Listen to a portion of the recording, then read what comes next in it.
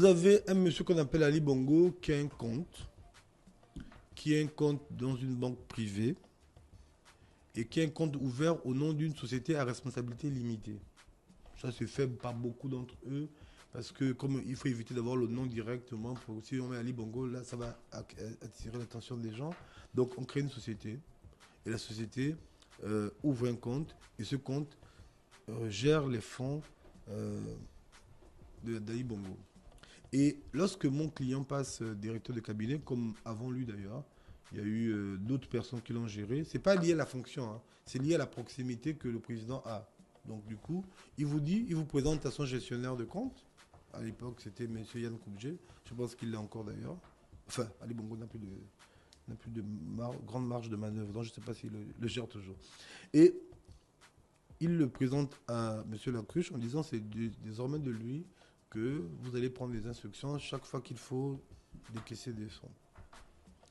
Et donc, pour beaucoup de raisons et pour beaucoup de situations, il était amené à donner des instructions sur ce compte.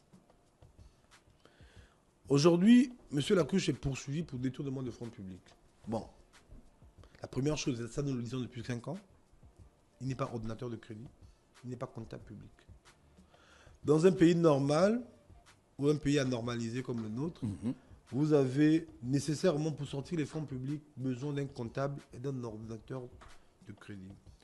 Or, vous le voyez, M. Lacruche est mis en détention avec aucun comptable, aucun ordonnateur de crédit. Donc, il y avait quand même des ministres. Non, mais je veux dire, un ministre, oui, un ministre ordonnateur de crédit, mais je veux dire... Tony Ondomba. Oui, mais c'est pas... Un ordonnateur de crédit comme Christian Patrici Tanaza. Non. Patrice n'est pas directeur général de la GOC. Oui, mais ce n'est pas un ordonnateur de crédit. Excusez-moi, la GOC dans votre pays, c'est une société anonyme. Voilà. Et d'ailleurs, même vous avez une absurdité, on l'a vu là. En 2022, Patrice est condamné parce que il est directeur de Sogara et on considère que c'est une autorité publique. En 2024, on explique qu'à Sogara, ce n'est pas une autorité publique.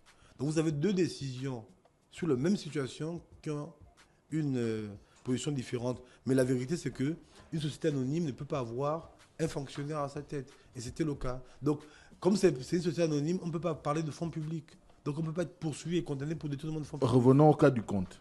Oui. Donc, du coup, sur ce compte, il y a des fonds qui sont les fonds d'Ali Bongo. Qui proviennent de quelle activité? Je n'en sais rien. Et mon client n'en sait rien non plus.